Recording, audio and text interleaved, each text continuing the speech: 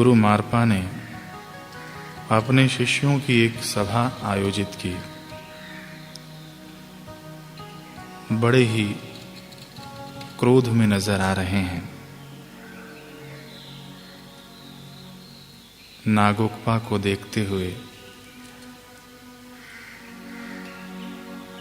गुरु मारपा कहते हैं, नागोकपा खड़े हो जाओ।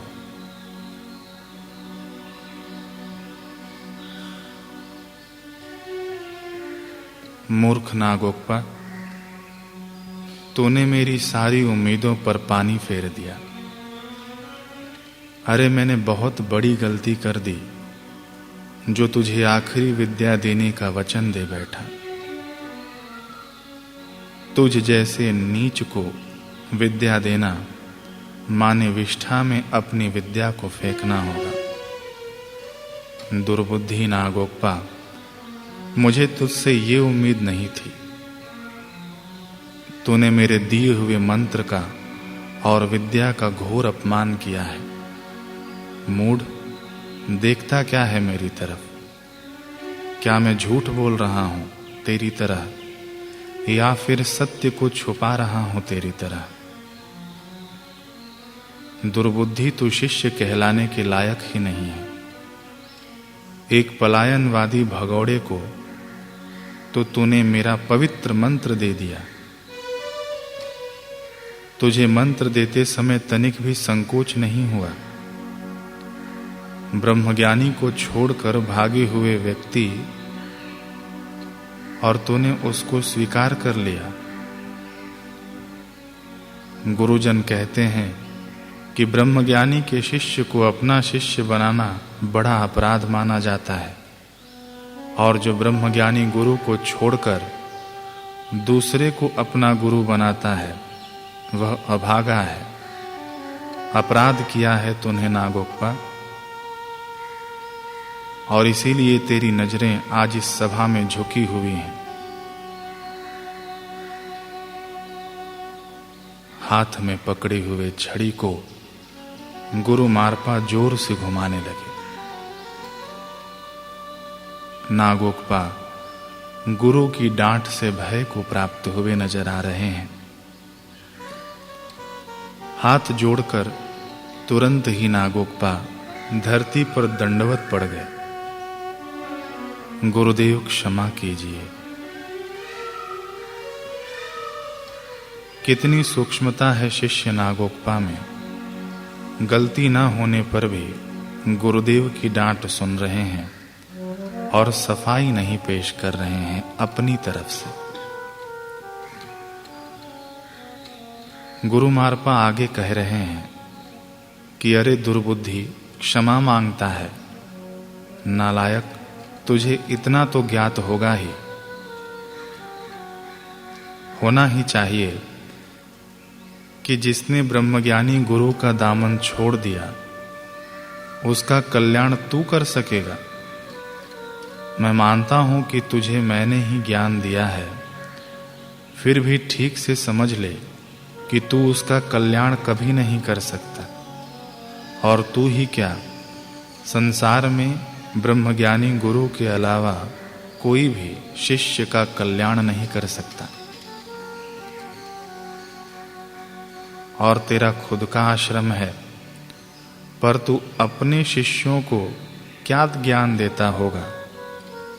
तेरे जीवन में तो खुद ही ज्ञान का अभाव दिख रहा है मुझे। अपने शिष्यों को तू क्या पाठ पढ़ाता होगा? नागोकपा, तू क्या सोचता है रे कि तू उसे वो चीज दे पाएगा जो वह मेरे से नहीं ले पाया? बोलता क्यों नहीं? मूक बधिर की तरह क्यों पड़ा है धरती पर? मुझे जवाब दे कि तूने ऐसा क्यों किया?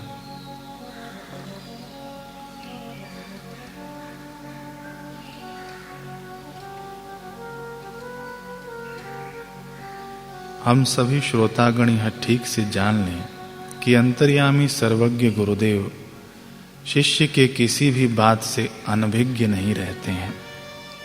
इस प्रसंग में दिख रहा है कि गुरु मारपा व्यर्थ में ही डांट रहे हैं नागोकपा को। नहीं नहीं, इसे डांट नहीं कहते हैं, इसे बरसना कहते हैं। और इस बरसने में कईयों के मलिन हृदय एवं मलिन बुद्धि धुल जाती है, अर्थात शुद्ध हो जाती है। श्री गुरुदेव की प्रत्येक क्रिया में एक एक रहस्य छुपा होता है जो शिष्य का कल्याण ही करता है। गुरु मारपा कह रहे हैं कि तूने उसे कैसे स्वीकार किया, मुझे उत्तर चाहिए। धरती पर लेटने से आज काम नहीं चलेगा। वैसे तो शिष्य को गुरु के समक्ष सफाई नहीं देनी चाहिए, ये बात महात्मा नागोकपा जानते हैं। परंतु गुरु आज्ञा को शिरोधार्य करते हुए नागोकपा ने अपना मौन खोला और कहने लगे कि गुरुदेव, मैंने तो सिर्फ आपकी आज्ञा समझकर उस समय आपकी आज्ञा का पालन किया। परंतु गुरुदेव, अब मुझे पता चल रहा है कि मेरी ही साधना में कमी थी और बहुत कमी है, क्योंकि मैं पूरी तरह से आपसे एकाकार नहीं हो पाया हूँ, आपके हृदय से अपना हृदय नहीं मिला पाया हूँ। तभी तो मुझे पता नहीं चला कि आप क्या चाहते हैं। स्वामी, मुझ में ही कमी है।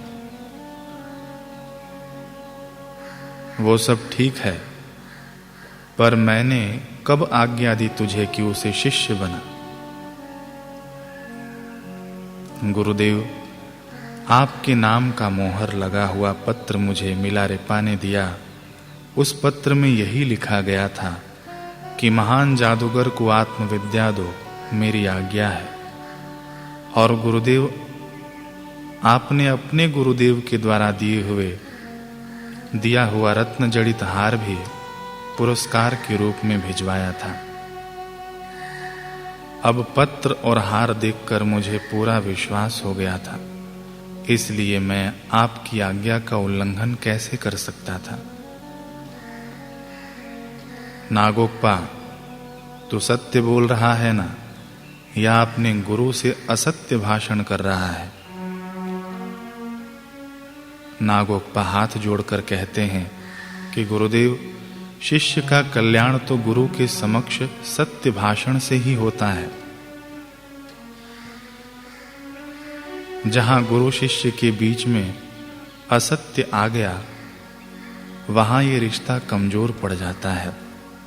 असत्य भाषण कर मैं अपने ही पैर पर क्यों कुल्हाड़ी मारूंगा? गुरु मारपा को नागोकपा की ईमानदारी पर पूरा भरोसा है, परंतु क्रोध की लीला अभी समाप्त नहीं हुई है गुरु मारपा की। अब गुरु की निगाहें सभा में उसे ढूंढने लग गईं जिसका अभी फैसला होना बाकी है। गुरु मारपा के पूछने पर महात्मा नागोकपा ने बताया कि पत्र और हार देखकर मुझे विश्वास हो गया, इसलिए मैंने मिलारेपा को अपना शिष्य बनाया।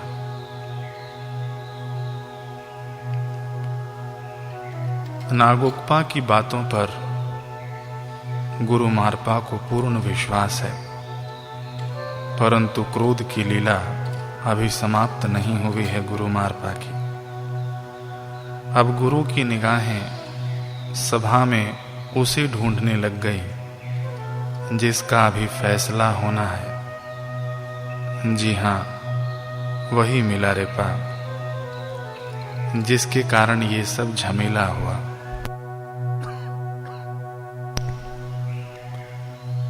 मिलारेपा यह सब कुछ सबसे पीछे बैठकर देख रहा था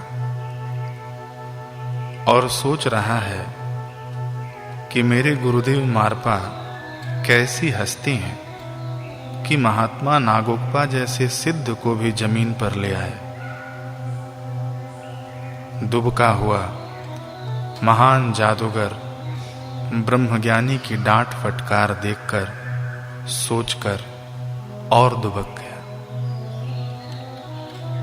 परंतु गुरु की निगाहों से वह कैसे बच सकता है।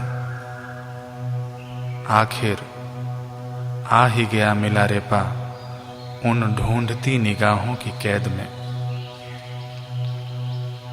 महान जादूगर, खड़े हो जा अपनी जगह पर। मिलारेपा ने कांपते हुए पैरों पर अपने शरीर का भार रख दिया। खड़ा हुआ हाथ जोड़कर, गर्दन बिल्कुल जमीन की ओर।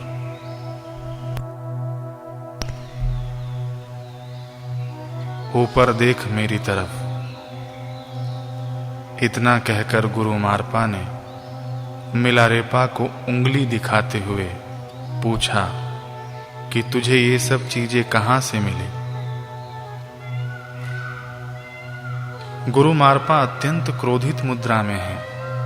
आंखों की भौवें तनी हुई हैं। परंतु आज मिलारेपा के बोलने की हालत नहीं है कि वह एक शब्द भी बोल सके या गुरुदेव की ओर आंखें ऊंची करके निहार सके, क्योंकि आज उनकी ही अदालत में वो खड़ा है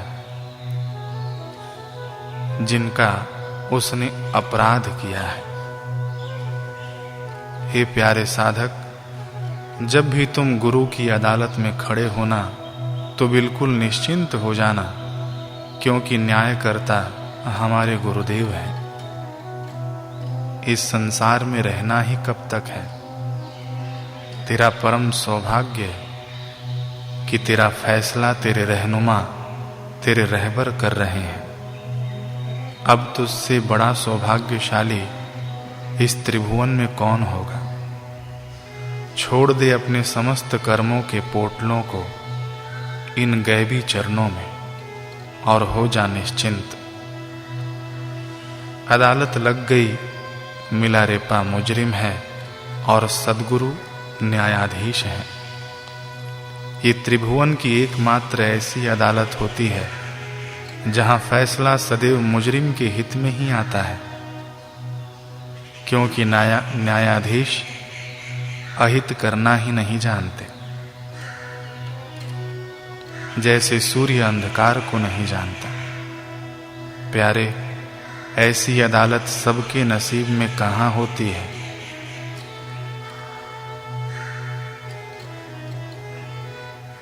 मारपा कहते हैं, तुझे ये वस्तुएं कहां से मिली, जल्दी बता मुझे, नहीं तो तू मेरे कोप का भागी बनेगा। बड़ी ही कुंठित दबी हुई आवाज में, बिना गले को खंखारे हुए ही धीरे से मिलारेपा ने कहा, जी, गुरु माता ने दिया।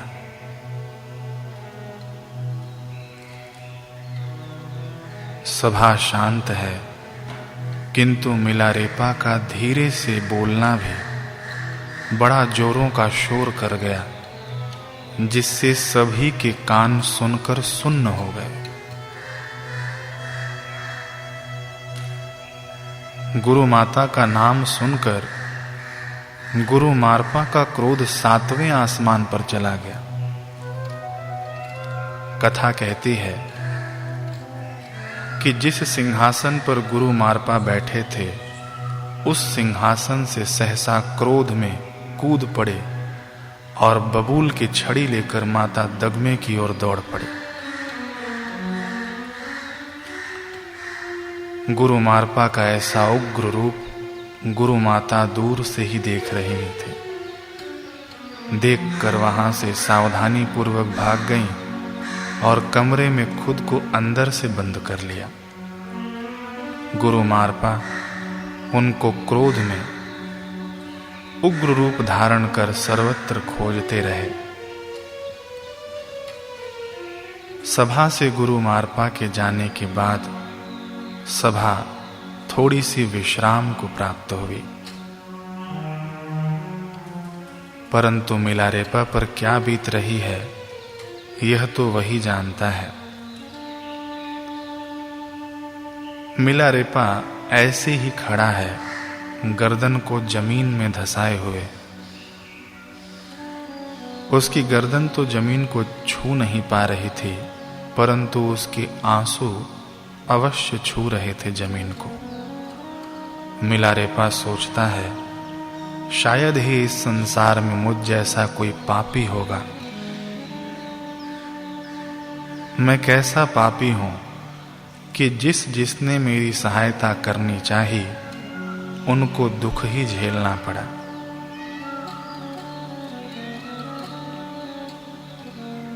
मेरा कैसा अंधकार में जीवन हो गया कि गुरुदेव को इतने वर्षों में भी मैं खुश नहीं कर पाया।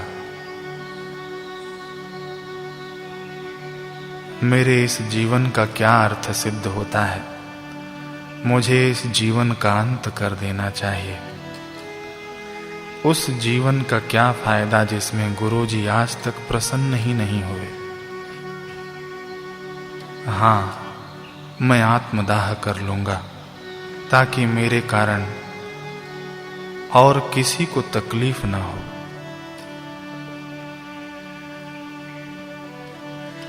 मिलारेपा अपने मन के भावों में उलझा हुआ खड़ा है। दूर खड़े महात्मा नागोप्पा मिलारेपा के मनोभाव को समझ गए। आखिर नागोप्पा भी सिद्ध पुरुष हैं।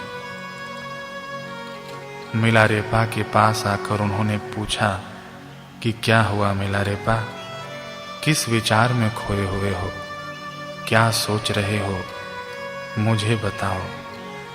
मिलारेपा ने सिर्फ अपना सिर ना में हिला दिया, मुख से कुछ बोला नहीं। नागोप्पा ने कहा कि क्या मुझे इतना भी योग्य नहीं समझते हो कि अपने मन की बात मुझे बता सको। मिलारेपा कहता है, महाराज अब बताने के लिए क्या रह गया है, आप तो सब कुछ देख ही रहे हैं। आप ही बताइए ऐसे जीवन का क्या अर्थ होता है। मैं अब अपने प्राणों का अंत करना चाहता हूं।